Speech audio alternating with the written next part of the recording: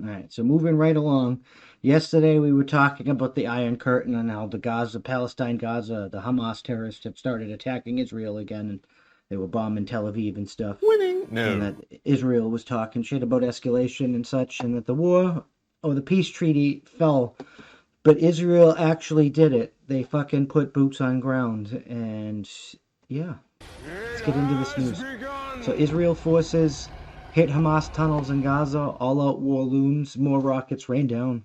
Rockets, red glare. Winning. No. It sounds like a very freedom over there, huh? Israel dramatically escalated its assault on Gaza Strip early Friday with a combined air and artillery barrage aimed at destroying Hamas's tunnel system, marking the addition of ground forces for the first time in the five-day battle and tipping the conflict closer to all-out war. I mean, hasn't this been going on for like a couple centuries or so, or at least a century, or what's going like? I'm just saying that seems like it's already all out war to me. I'm just fucking saying.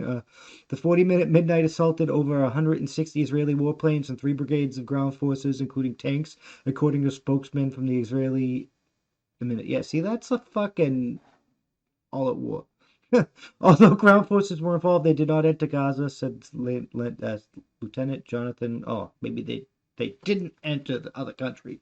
We did it at the border, contradicting a statement the night before that a ground assault on the enclave was underway.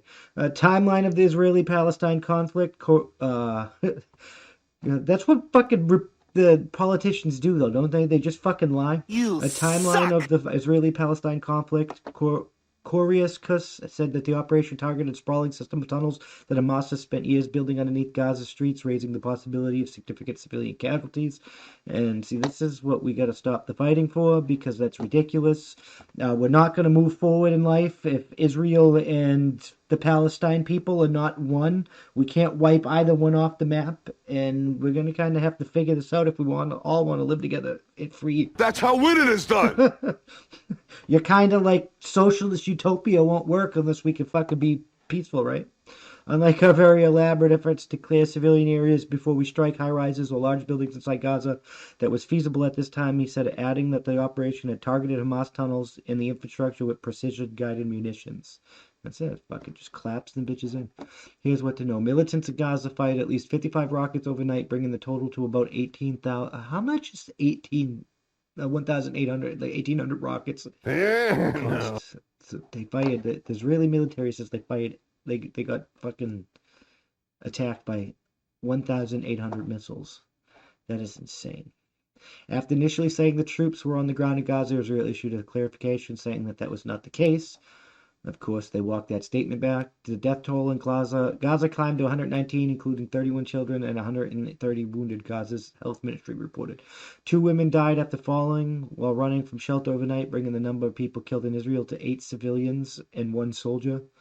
Israeli Prime Minister Benjamin Netanyahu, I probably fucking butchered that, vowed to continue military action as long as necessary and to exact a very high price on Hamas. That's how winning is done. This has begun. It has begun. Residents of Gaza City said intense, almost continuous airstrikes began to pound the northern Gaza Strip around midnight. An Israeli warplane bombed Gaza. 2 infantry brigades and an armored one approached but did not cross the border, Korea said. Tanks fired about 50 rounds into the enclave. We just bombarded it from the fucking border. Winning. The aim at the joint active on the ground, air and the ground forces was to deliver a severe blow to Hamas's underground tunnel system, which we refer to as the Metro, which is essentially a city beneath the city of Gaza, he said. It's a strategic asset that Hamas has invested many years of effort and time and significant resources to construct. If there was such a fucking problem, why haven't we collapsed it on fucking people? Slacking on your pimping. Slacking on your pimping. It was too soon to say how much of the tunnel system was destroyed, he said, but he added that quite a lot of enemy combatants were killed in the overnight operation. The scale of the attack was in keeping with Israel's attempt to destroy as much Hamas military infrastructure as fast as possible, a strategy that Israel Defense Forces Chief of Staff Aviv Kokavi, I'm fucking butchering these names, I can't fucking speak Hebrew, was characterized as the victory doctrine. The focus is on direct precision fire based on live intelligence using air, ground, and cyber forces. Yeah, that's the trifecta. Just fucking do it. That's how winning is done. Despite the sweeping operation, Hamas gave no signs of stopping its rocket attacks, one of which struck a coastal Israeli city of Ashkelon, critically injuring one man and wounding two more, according to the Times of Israel. We have much more to give, a Hamas spokesperson known as Abdu Abida said in a televised statement Thursday. The decision to hit Tel Aviv, Dimona, and Jerusalem is easier for us than drinking water. The technology and assassinations don't scare us as bombs and rockets rain down. Clashes continue in mixed Arab-Jewish towns within Israel. Winning? No. You All suck. people in America here were complaining about like retarded fucking problems, and these people are literally being bombed. It could be worse. About 100 people were arrested at the clashes Thursday night in cities including Wadi Ara, Ami al-Fam, Beersheba, and Netanya, according to the police spokesman Mickey Rosenfeld. In Netanya, police arrested 9 Jewish Israelis who were walking around looking to beat people up. No. This is just ridiculous, right? So, like, why are you going to... They're already at war. 13 local Arab residents were arrested. The whole world's going to collapse. This is just an evidence of that. In Al-Amfam, police arrested 11 people who threw patrol bombs and attacked police officers, Rosenfeld said.